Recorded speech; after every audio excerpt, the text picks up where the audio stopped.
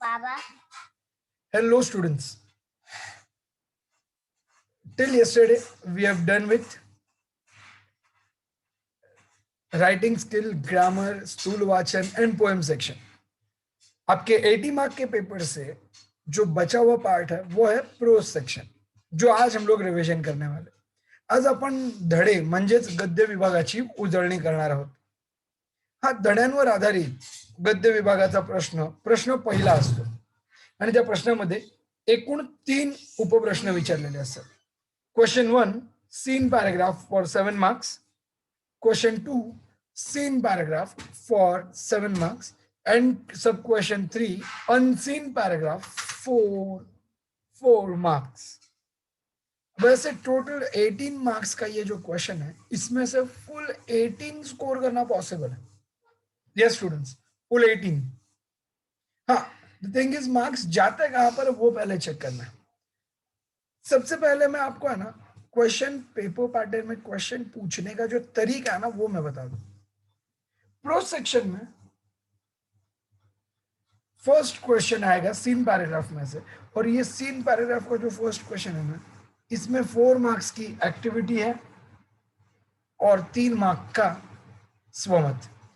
पहिले 4 गुण जे आहेत ना ते ऍक्टिव्हिटीसाठी आहे. कशासाठी आहेत? ऍक्टिव्हिटीसाठी. आता ही जी ऍक्टिव्हिटी आहे ना ही तुम्हाला ज्या पद्धतीने विचारली जाईल त्याच पद्धतीने उत्तर लिहायचे हे लक्षात घ्या. सीन पॅराग्राफ म्हणजेच धड्यातून येणारा प्रश्न असेल आणि धडे आपण वाचलेले आहेत, शिकून घेतलेले आहे, स्टोरी माहिती आहे, समरी लक्षात आहे, बरोबर. तर ती समरी एकदा पुन्हा व्यवस्थित रिवाइज करा. ओके, ते रिवाइज करा, त्यासोबत तुम्ही शब्दार्थाचाही अभ्यास करून घ्या. येस, आणि रिवाइज केलेली समरी आणि शब्दार्थ याची मदत होईल तुम्हाला या धड्यांचा प्रश्न सॉल्व करायला. करना क्या है प्रिपरेशन के लिए, प्रोज के लिए? सबसे पहले लेसन रीडिंग, अंडरस्टैंडिंग दी समरी एंड शब्दार्थ. And the last step for this part, preparation of this part, is Swamat. Last step is Swamat. Now last step is Swamat means करना क्या है? Swamat है ना सिर्फ go through करना है. First of all text back स्वमत अभिव्यक्ती जे काही दिलेले आहेत पाठ्यपुस्तकामध्ये धड्याच्या शेवटी त्या अभिव्यक्ती आणि स्वमताचा अभ्यास व्यवस्थित करून घ्या. ते जे स्वमत आहेत ते अभिव्यक्ती आहेत ते अभ्यासून घ्या, त्याची उत्तरं पाठ करा, समजून घ्या. ओके, आणि जर ते स्वमत पाठ करून समजून झालं तर न बघता एकदा लिहा आणि पुन्हा एकदा चेकही करा, म्हणजे तुम्हाला कळेल स्वमत मध्ये अप्रॉक्सिमेट किती मार्क्स मला मिळू शकतात, एक अंदाज आहे. ओके, हा झाला भाग पठित उतार्यासाठी. 7 मार्काचा जो पठित उत्तर आहे ना त्याचे उत्तर लिहिण्यासाठी. अच्छा, यामध्ये जी ऍक्टिव्हिटी असते ना त्यात येणार आहे पहिले 2 मार्क्स. एक मिनिट हा स्टुडंट्स.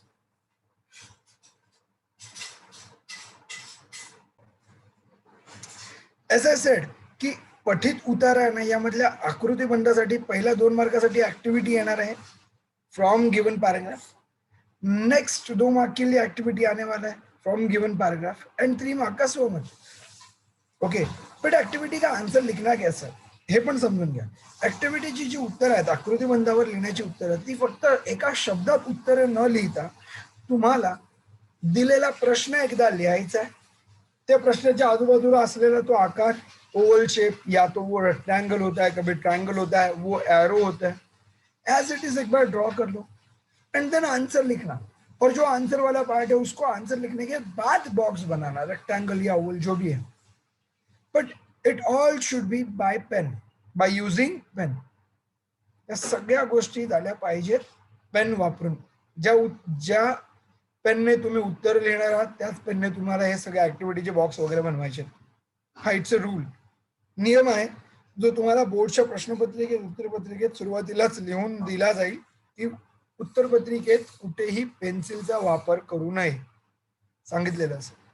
चला, तर मग तुम्हाला पॅराग्राफ अटेम्प्ट करण्याची एक पद्धत कळली, त्याच्यासाठी काय प्रिपरेशन करायचं हे कळलं. अनसीन पॅराग्राफ मध्ये काय करायचं ते आता सांगतो.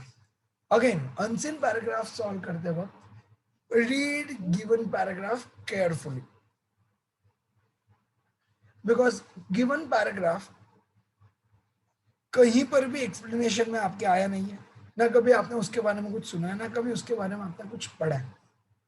ये पैराग्राफ अनसीन पैराग्राफ है, तो उसके ऊपर दिए हुए क्वेश्चन का आंसर लिखने के लिए आपको वो पैराग्राफ थरली पढ़ना पड़ेगा start to end. The thing is, तुम्हाला अगोदर आहे ना प्रश्न वाचायचे. Right step to answer the unseen paragraph is, first of all questions पढ़ो. क्वेश्चंस पढ़ने के बाद you will come to know कि आपको पैराग्राफ में से ढूंढना क्या है. Getting me? तुम्ही जेव्हा पूर्ण पद्धतीने प्रश्न वाचून समजून घ्याल, 4 मार्क का एक्टिविटी ये रहेगा वहां पर. स्वमत अभिव्यक्ति कुछ नहीं आने वाला है वहां पर, सिर्फ एक्टिविटीज है, आकृति बंद है बस. 4 मार्क फुल स्कोरिंग. हाँ, बट क्वेश्चन समझ लो and then try to find out the answer from paragraph while reading entire paragraph start to end. Okay, जैसे जैसे आंसर मिलेगा वैसे वैसे आप बाद में क्वेश्चन एंड आंसर लिखते जाना, इजी हो जाएगा. नहीं तो व्हाट हैपेंस, यू नो, एक क्वेश्चन पढ़ते फिर से आंसर ढूंढते, फिर से क्वेश्चन पढ़ते फिर से आंसर ढूंढते, फिर से क्वेश्चन पढ़ते फिर से आंसर ढूंढते. It takes lot time. This should not happen in exam. पठित एंड अपठित दोनों के लिए ये सीक्वेंस, ये ऑर्डर फॉलो कर सकते हो. First read the questions, then start reading the paragraph, and then as you find the answer start writing it as fast as you can. Okay, चलो. तर हा जो भाग होता, मी फक्त धड्यांबद्दल जस्ट मार्क्स कसे सोडायचे आणि कसं प्रिपरेशन असावं ते मी तुम्हाला सांगितलं. आता आपण बघणार आहोत आपल्या पाठ्यपुस्तकातील जे निवडक धडे आपल्या परीक्षेत येणार आहेत ते. You all know very well K is year, मतलब दिस ईयर, हमारे बोर्ड्स के तरफ से ही कुछ टॉपिक्स रिमूव कर दिए गए, ओमिट कर दिए गए. राइट? अब ये ओमिटेड जो टॉपिक है ना, ये ओमिटेड टॉपिक्स कौन से हैं? या तो कौन से टॉपिक्स है जिसका प्रिपरेशन हमें करना है, वो टॉपिक्स वो मैं स्क्रीन पे बता रहा हूं, ये रहे आपके सामने. ये इंडेक्स है, इंडेक्स अनुक्रमणी का मतलब इंडेक्स है. ये इंडेक्स में है ना, जो चैप्टर्स का नाम दिया है वो हमारे एग्जाम में आने वाला है. We have to prepare for this. Clear? उसके साथ राइटर्स का नाम भी दिया हुआ, लेखक लेखिकेचं नाव दिलेलं आहे. ही अनुक्रमणिका क्लिक करून तुम्हें स्टोर करून ठेवा, स्क्रीनशॉट ले लो. हाँ, इसका रीजन मैं बता रहा हूं. आपने देखा रहेगा स्वमत जो है ना, स्वमत ये दो टाइप से आते हैं. काही स्वमत असतात आणि काही अभिव्यक्ती असतात. Now the thing is, what is the difference between स्वमत आणि अभिव्यक्ती? स्वमत म्हणजेच दिलेल्या धड्यावर तुमचं मत, दिए हुए पैराग्राफ पे कुछ लाइन, उसके ऊपर आपका ओपिनियन क्या है. तो लेसन का रेफरेंस लेके यू कैन राइट दिस स्वमत. बट समटाइम्स अभिव्यक्ती पूछा जाता है. नो, व्हाट इज अभिव्यक्ती? अभिव्यक्ती म्हणजे स्वतःचे विचार, स्वतःच्या कल्पना व्यक्त करणे. तो दिए हुए पॉइंट के बारे में कंप्लीटली हमें क्या लगता है वो पूछा जाएगा. आपल्याला काय वाटतं ते तिथे सांगितलं असेल. आलं लक्षात? अभिव्यक्ति और संवाद में इतना ही डिफरेंस है. एक लाइन दी है, उसके बारे में कंप्लीट आपका ओपिनियन लिखना है, तो वो रहेगा अभिव्यक्ति. बट लेसन से रिलेटेड समथिंग आपको लिखना है, तो वो रहेगा स्वमत. त्या पाठाबद्दल आपले मत, स्वमत. हा, पण जेव्हा स्वमत तुम्ही लिहिणार, स्वमत लिहित असताना तुम्हाला पाठाची प्रस्तावना लिखना आवश्यक है. इसके लिए अलग से मार्क्स है ऐसा नहीं है, but yes, it is helpful. आपका आंसर थोड़ा नीट प्रेजेंटेबल लिखेगा. बिकॉज क्या है ना कि when paper corrector checks this question, then he expects कि स्टूडेंट ने ये जो आंसर लिखा ये लेसन से रिलेटेड है. सो उनका एक्सपेक्टेशन ये रहता है कि उन स्टूडेंट ने इसका इंट्रोडक्शन भी यहाँ पर दिया होगा, बिकॉज लेसन से रिलेटेड है ना. हम लोग वहां पर वो इंट्रोडक्शन दे ही सकते हैं. शाल या पाठाचे लेखक राग जाधव असून त्यांनी या पाठात शाल या वस्तूशी निगडित आपल्या आठवणी सांगितल्या आहेत. खत्म. इतना भी लिखा इनफ है. त्याच पद्धतीने उपास, त्याच पद्धतीने फुटप्रिंट्स, ऊर्जा शक्तीच्या जागर, जंगल डायरी, खरा नागरिक सगळे. चला आता आपण आहे ना हे तर आपण इंडेक्स आणि प्रस्तावनेचा भाग बघून घेतला. यावर प्रश्न येणार आहे असं नाहीये. इसके ऊपर क्वेश्चन नहीं आएगा. लेसन का नाम बताओ, राइटर राइटर्स का नाम बताओ. प्रोज में वो क्वेश्चन नहीं आने वाला. ओके, चलो. अब आगे आता हम लोग हर एक लेसन के ऊपर आने वाले कुछ स्वमत. स्वमत मैंने तो टेक्स्ट बैक ही कवर किए. हाँ, आपको भी वही करना है. फर्स्ट प्रायोरिटी बेसिस पे टेक्स्ट बॅक म्हणजेच स्वाध्यायामध्ये दिलेले जे काही प्रश्न आहेत ना त्यांचा व्यवस्थित अभ्यास करून घ्या. And the rest questions from Master Key, you can prepare it afterwards. But first of all, on priority basis, we have to do the text back स्वमत अभिव्यक्ति. Why it is so? Last year का paper ही देखेंगे ना तो 2 chapters थे उसमें. उसमें एक में स्वमत आया था और एक में अभिव्यक्ति आया था. अब ये स्वमत अभिव्यक्ति वैसे तो कोई अलग नहीं है, बट यस एक लेसन से रिलेटेड था, एक थोड़ा अलग था, अपना ओपिनियन था. एंड द थिंग इज एक पैराग्राफ के नीचे प्रोज में जो स्वमत आया था या वो जो भी क्वेश्चन था वो थोड़ा अलग था. मतलब टेक्स्ट बैक दिया हुआ नहीं था, मास्टर की में कवर किया हुआ है, वो टेक्स्ट बैक में नहीं था. थोड़ा सा ट्विस्ट करके पूछा था क्वेश्चन थोड़ा सा घुमा दिया था. हाँ, बट सेकंड वाला था वो एज इट इज ऊर्जा शक्तीच्या जागर चॅप्टर नंबर 8 उसका थर्ड क्वेश्चन ही था. म्हणजेच काय की चान्सेस आहेत तुम्ही जर पूर्णपणे पाठ्यपुस्तकाचा अभ्यास केला ना तर टेक्स्ट बॅक मधल्या सगळ्याच उत्तरांना पाठ करून घेतलं तुम्हाला एक आइडिया मिळेल कि उत्तर कशा पद्धतीने आपण लिखू शकतो. अब जब स्वमत के 4 आंसर्स पढ़ते हो ना एक ही लेसन के, then you will come to know कि उसके अंदर क्या कंटेंट है और हम लोग वो कैसे लिख सकते हैं. ओके, हाँ. चैप्टर नंबर 3 शाल व शालीनता. यांच्या पाठाच्या आधारे कळलेला अर्थ स्पष्ट करा. कसं आहे ना, शाल शाल एक वस्तू आहे बरोबर, इट्स एन ऑब्जेक्ट. आणि शालीनता ही एक कॅरेक्टरिस्टिक है, हा एक माणसाचा स्वभाव आहे. अब ये एक ऑब्जेक्ट और उसका एक बिहेवियर कैरेक्टरिस्टिक स्वभाव, इन दोनों में रिलेशन क्या, राइटर ने बहुत ब्यूटीफुली इस लेसन में डिस्क्राइब किया. देखते कैसे. सबसे पहले ये लेसन की समरी हम लोग देख लेते हैं.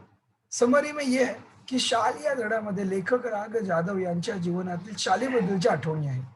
मग पहिली आठवण आहे पु ल की ते शालेबद्दलची आठवण, पु ल देशपांडे यांनी दिलेल्या शालेबद्दलची आठवण. ही शाल त्याने जपून ठेवली होती, पण एके दिवशी वाईला कृष्णा नदीच्या किनाऱ्यावर वाईला ते काही कामाने गेले होते.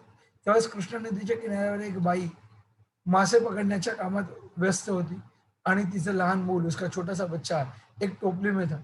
बट ठंडी इतनी ज्यादा थी कि वो बच्चे का रोना, उसका वो शिवरिंग, ये सब कुछ राइटर से देखा नहीं गया, इसलिए उसने वही फूला की शाल निकाल के उस बच्चे को दे दी.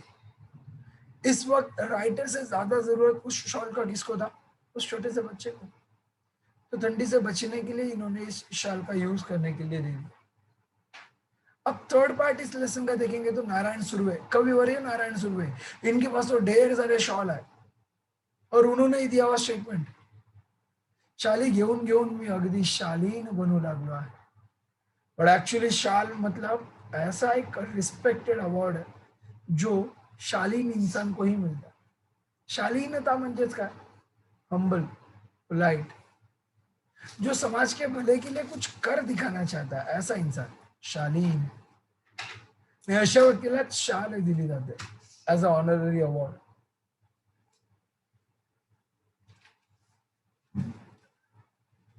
म्हणून इथे पण तेच सांगितलं बघा या उत्तरामध्ये. शाल ही प्रतिकात्मक आहे. प्रतिकात्मक मतलब सिंबॉलिक. तर शालीनता ही चरित्रात्मक आहे. चरित्रात्मक मीन्स कॅरेक्टरिस्टिक. आपल्या मनात असलेली एखाद्या व्यक्तीबद्दलची आदराची भावना, अपन त्या व्यक्तीबद्दलचा सन्मान शाल हे प्रतीक देऊन प्रकट करतो. एक इंसान के बारे में हमारे मन में रिस्पेक्ट है, उसके बारे में बहुत ऑनर है हमारे मन में, तो उस ऑनर और उसके रिस्पेक्ट को प्रेजेंट करने के लिए हम उस शॉल का यूज करते हैं, वो एज अ गिफ्ट उनको देते. त्यातून त्या व्यक्तीमध्ये असलेला गुण दिसून येतो. अब शाल हर किसी को तो नहीं मिलती, जिस किसी को मिलती है उसके अंदर का वो नेचर बिहेवियर आपको क्लियरली पता चलता है. म्हणजेच काय, तो गुण म्हणजेच शालीनता, नम्रता, पोलाइटनेस, हंबलनेस.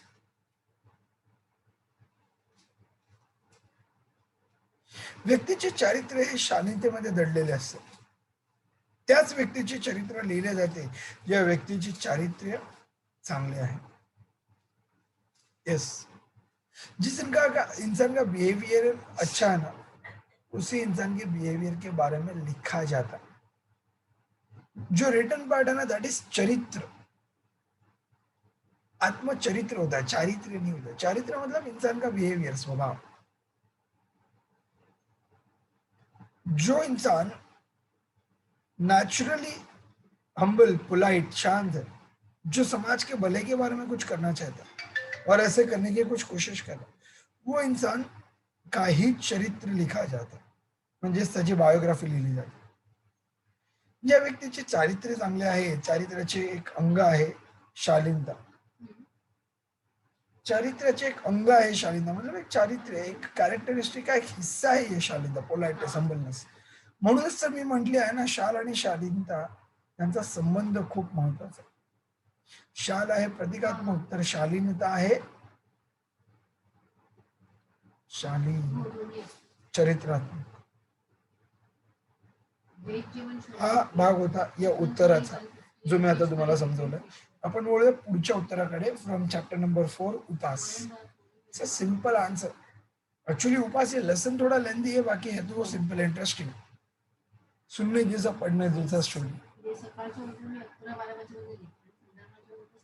तो कैसा ना, ये जो पंत है ना, पंत इन कैरेक्टर ने किया हुआ उपास, उसके बारे में ये लेसन में बता. पण पंतांचा हा उपास काही पूर्णपणे होत तर नाही,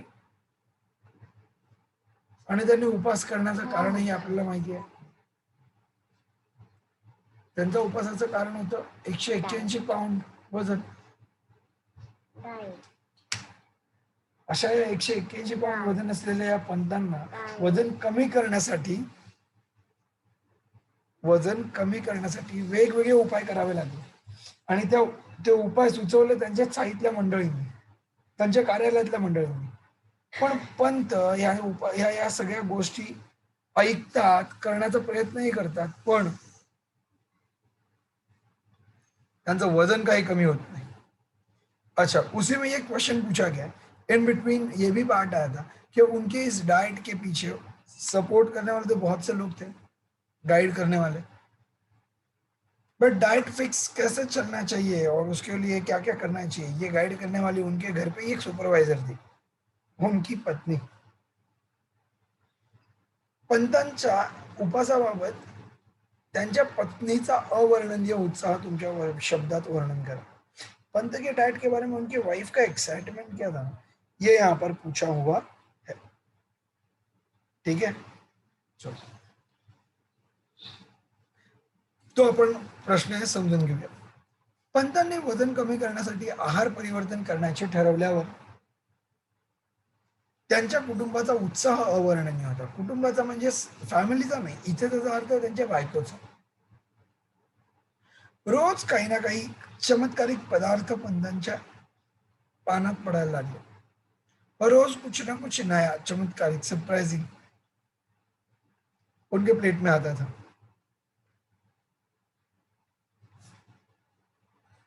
एके दिवशी नुसते पडवळे उकडून त्यांनी पंतांना खायला घातले. एक दिन तो क्या हुआ ना, सिर्फ पड़वल, स्नेक गॉड, वो बॉईल करके उनकी वाइफ ने खाने के लिए दे दिया. कितना अजीब लगता है.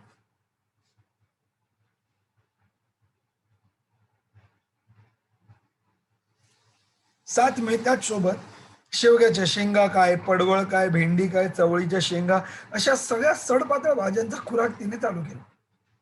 मतलब उसका थिंकिंग ये था, पंत के वाइफ का थिंकिंग ऐसा था कि जितने भी दुबली पतली सब्जियां खिलाएंगे ना मेरे हस्बैंड को, तो मेरे हस्बैंड पतले हो जाएंगे.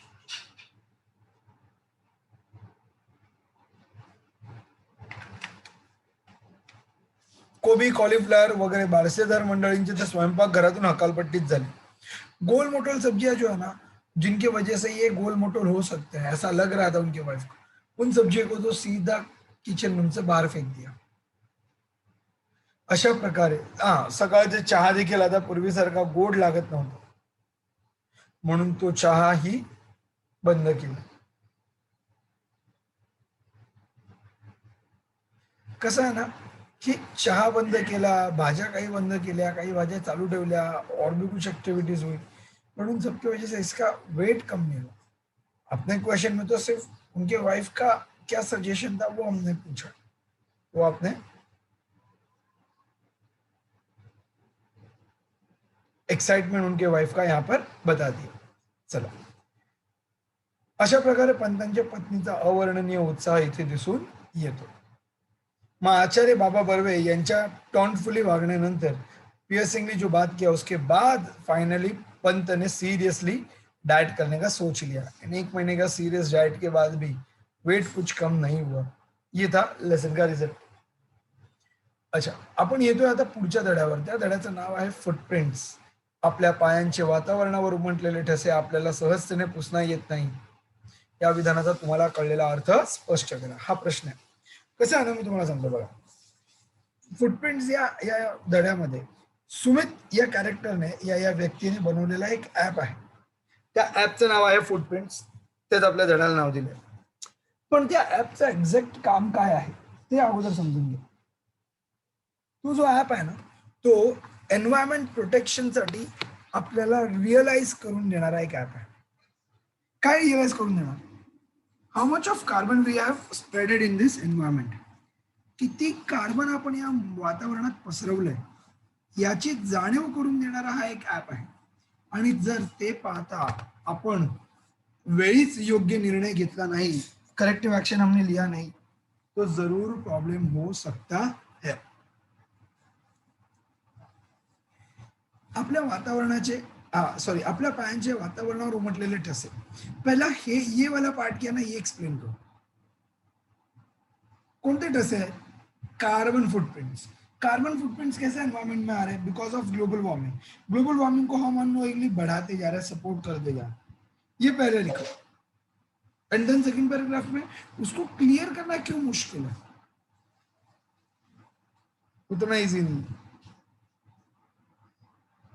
वो लिखना. ये रहा आन्सर. हे आहे अपलोड.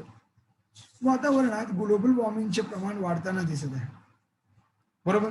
मानवाने विज्ञानाच्या जोरावर अनेक नवनवीन तंत्रज्ञान विकसित केले, पण माणूसांना विज्ञानात प्रगती करत गेला आणि निसर्गाला विसरला. मानवाने घटकांचा वापर करत असताना निसर्गाची हानी होत चालली. म्हणजे मानवालाच कळलं नाही की आपण आपल्या फायद्यासाठी जे काही हवंय ते करून घेतोय, आपल्यामुळे निसर्गाला त्रास होतोय हे मात्र मानवाला कळलं नाही. प्रत्येक जण दळणवळणासाठी वैयक्तिक वाहनांचा वापर करताना दिसतो आणि या वाहनांमुळे वातावरणात खूप मोठ्या प्रमाणात कार्बन मिसळत असतो. और कोई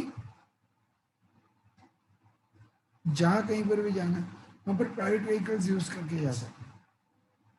एंड देन प्राइवेट व्हीकल से निकलने वाला वो धुआं, वो पोल्यूशन, वो बहुत ज्यादा बढ़ जाता है. अगर 10 जन को एक जगह पे जाना है तो bus is the best option for it, right.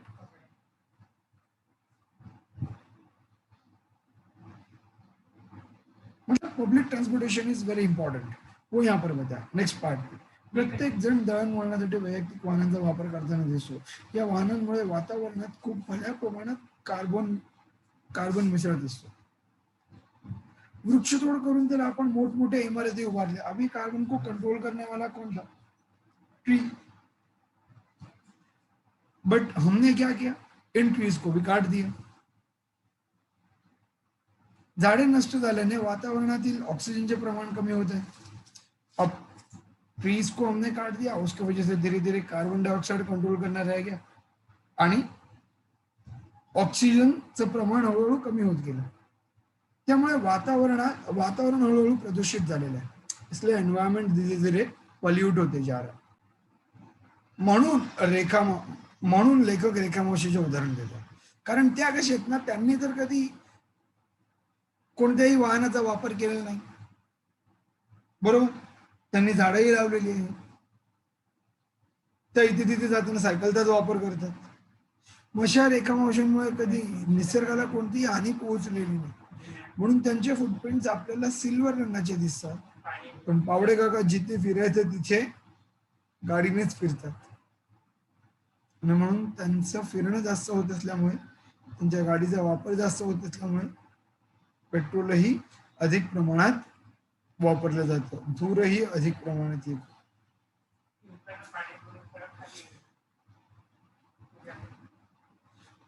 म्हणून ते म्हणतात ना, रेखांशाचे पायाला लागलेली धूळ त्यामुळेच फरशीवर उमटणारे ठसे सहज पुसता येते. पण आपण वातावरणात दररोज कळत नकळत प्रदूषण करत असतो. त्याचे उमटलेले ठसे म्हणजेच आपल्या पायांचे वातावरणावर उमटलेले ठसे. मात्र आपल्याला सहजतेने हे पुसता येणार नाहीत, असे लेखकाला या ठिकाणी सूचित करायचे आहे. कळलं? ये ग्लोबल वार्मिंग का प्रॉब्लम, उसके लिए क्या करेक्टिव एक्शन लेना चाहिए, सब कुछ शॉर्ट में बता दो. हाँ, if you want more points to be added in this, you can.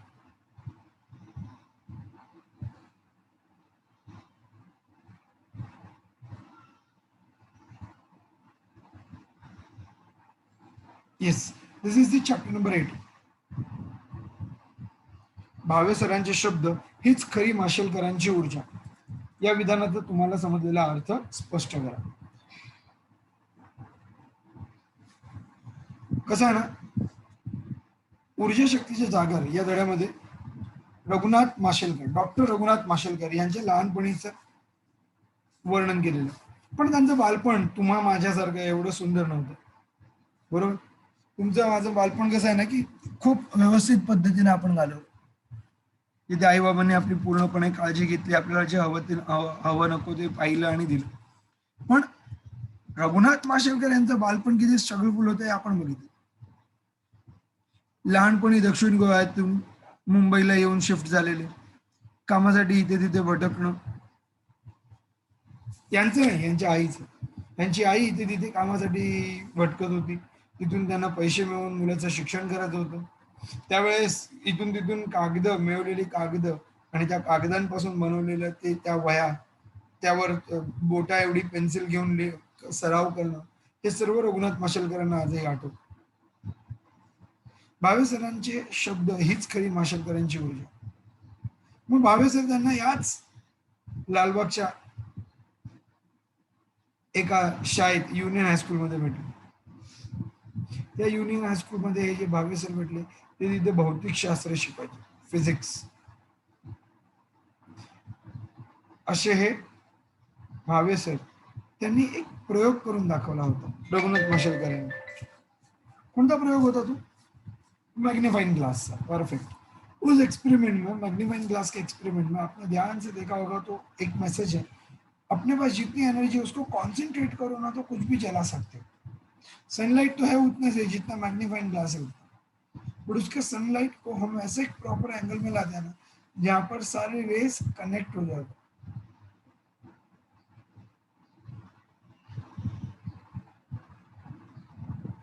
अब कैसा है ना कि उस एक्सपेरिमेंट के थ्रू रघुनाथ माशेलकर इनको क्या सीखने मिला? अपने पास जो एनर्जी है उसको कॉन्सेंट्रेट करो, उसके ऊपर काम करो, डेफिनेटली हम कुछ ग्रेट करके दिखा सकते हैं. और ये मैसेज भावे सर ने दिया. देखो लिखा है वही इन्सिडेंट्स. भिंगाच्या साह्याने सूर्यकिरणाची शक्ती कागदावर एकत्र केल्यास कागद जळतो हा प्रयोग दाखवून भावे सर लेखकाला म्हणाले, माशेलकर तुमची ऊर्जा एकत्र करा, काहीही जळता येईल. याचा अर्थ असा की ज्या विषयाचा ध्यास घेतला आहे त्यात पूर्णपणे स्वतःला झोकून दे. जो कुछ भी काम करने का आप सोच रहे हो, जो प्रोफेशन आप सिलेक्ट कर रहे हो ना, उसमें डेफिनेटली आगे ही बढ़ना है, ग्रेट लेवल का कुछ कर दिखाना है, नोटिसेबल काम करना है, ये ज्यादा जरूरी है. म्हणून लेखक म्हणतात की ज्या क्षेत्रात तुम्ही जाता तिथे व्यवस्थित अभ्यास करून जिद्दीने पुढे जाण्याचा प्रयत्न करत राहा.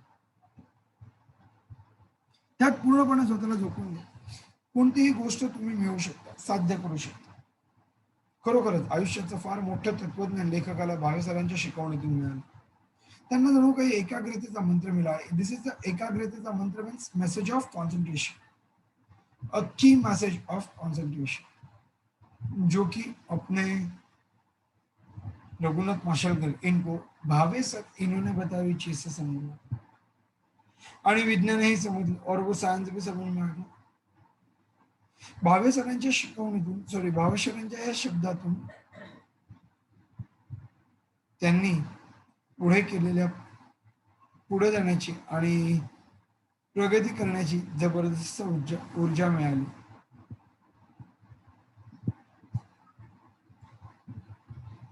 असे होते रघुनाथ माशेलकर आणि त्यांना मिळालेली ऊर्जा कोणाकडून? त्यांच्या शिक्षकांकडून. सर्व शिक्षकांबद्दल इन्सिडेंट लिहिता येत नाही, म्हणून आपण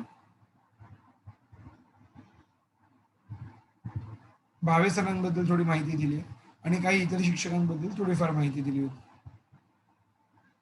ओके, चला तर आपण बोलूया आता पुढच्या प्रश्नाकडे. पुढचा प्रश्न आहे युनिट 3 मधल्या जंगल डायरी या धड्यातला. लेखकाला वाघिणीतील आईची झलक जाणवली हे विधान पाठाच्या आधारे स्पष्ट करा. सर्वात अगोदर मला सांगा, हे ज्या पाठाचे लेखक आहेत ते कोण आहेत?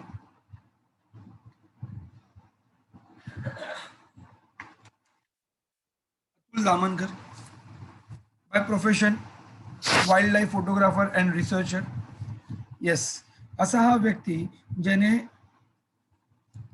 वन्य प्राणी जीव संशोधन केलेलं आहे. त्यानेच वाघिणीला जवळून पाहिलं आणि त्यावेळेस वाघिणीच्या आत दडलेली आई, टाइग्रेस में छुपी हुई एक केयरिंग लविंग मदर, उसका डिस्क्रिप्शन इस लेसन में किया, उसी को आपको वर्ड्स में डिस्क्राइब करना. तुम्हाला कसं वाटलं त्यावर तुम्ही तुमचं मत व्यक्त करा. वाघीण कशी आहे ना, रात्रीच आपल्या पिल्लांना नाल्याकडच्या जांभळीच्या दाट झुडपात लपवून शिकारीसाठी गेली होती. त्यावरून एवढं तर कळतं की वाघीण आपल्या मुलांना घेऊन किती अलर्ट आहे, सावध आहे. उसको मालूम था कि यहाँ पर बच्चे को छोड़ के जाएंगे तो कोई दूसरा जानवर आके शिकार करके चले जाए.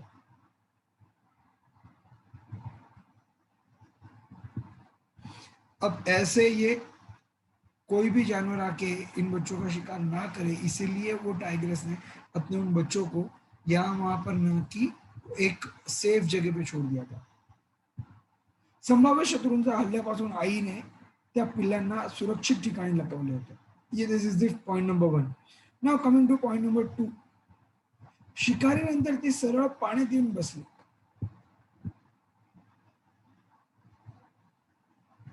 शिकार झाली होती, त्यानंतर ती आली आणि ती तिथे येऊन शांतपणे बसून राहिली पाण्यामध्ये. तिचा आवाज ऐकूनच त्या तिन्ही मुलांनी मागून जंप घेतली आईच्या अंगावर आणि मग त्यांचा दंगाधोपा मस्ती सुरू झाली. मुलांचा दंगाधोपा सुरू होता. थोड्या वेळानेच शिकारीपर्यंत पिल्लांना नेण्यासाठी ती आई उठी. थोड़ी देर खेलने के बाद वो मम्मी बन नहीं, ये टाइग्रेस वहां से उठ के खड़ी हुई.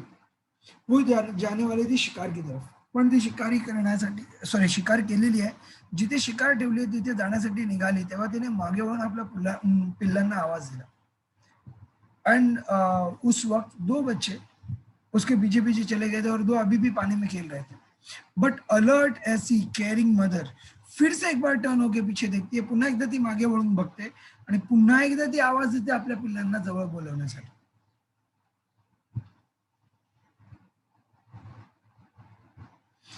कसं झालं ना, इथे ती वाघीण आपल्या मुलांना घेऊन किती सावध आहे ना ते दाखवण्याचा प्रयत्न केला. लिखा ना, थोड्या वेळाने शिकारी पर्यंत पिल्लांना नेण्यासाठी ती उठली. बांबूच्या गंजीत जिथे शिकार ठेवली होती तिथे पिल्ले आपल्या सोबत येत आहेत की नाही हे तिने पाहिले.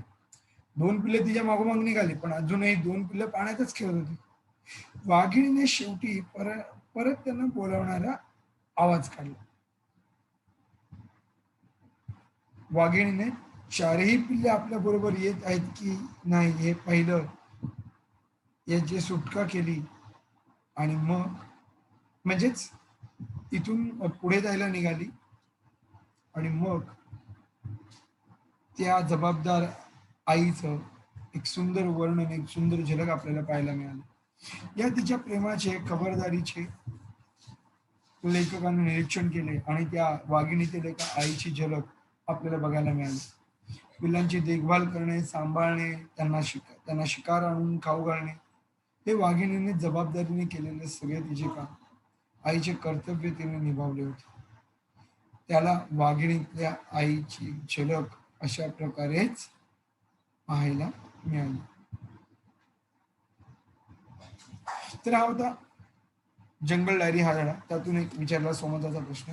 एक शेवटचा धडा आपण पाहतोय, त्या धड्याचं नाव आहे खरा नागरिक. या खरा नागरिक या धड्यामध्ये लीडिंग कॅरेक्टर आहे निरंजन, आणि निरंजनची स्टोरी तुम्हा सर्वांना माहिती आहे.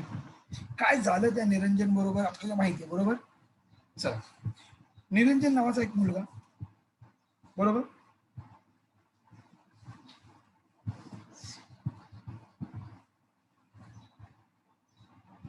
या निरंजन नावाच्या मुलाने प्रसंगावधानतेने